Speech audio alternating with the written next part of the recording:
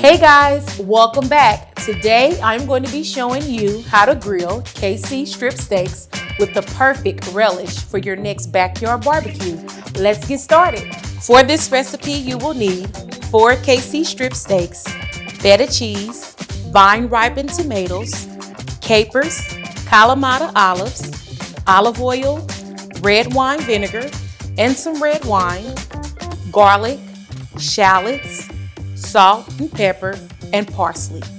First thing we'll need to do is cut slits in the fat on the side of the steak and place them in a single layer on a glass dish. Next, in a small bowl, we'll want to whisk together garlic, wine, oil, parsley, and the salt and pepper. Make sure your oil and red wine is mixed thoroughly before you pour them over your steaks.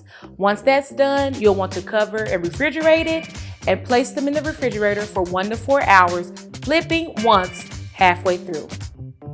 We have removed our steak from the marinade, but we need to let it sit for an additional 30 minutes room temperature.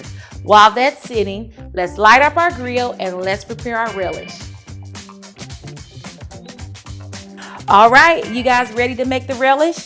In a large skillet over medium heat, we'll add our olive oil, our shallots, and our garlic, and we're going to cook them for about 2 minutes or until they're soft, stirring occasionally.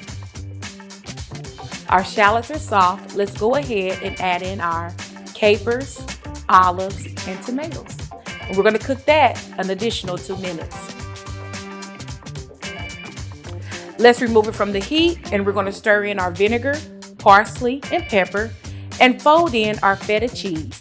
We're going to cover and keep this warm, and we'll come back to it because we got some grilling to do out there. I'm placing our steaks on the hot grill rack, and we're going to cook these covered for about 10 minutes or until the internal temperature reaches 135. You'll want to flip these once just so that they can cook evenly.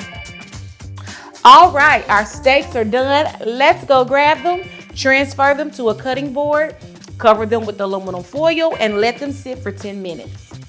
Now the fun part. Let's dress these babies up with our relish we made, and let's get this party started.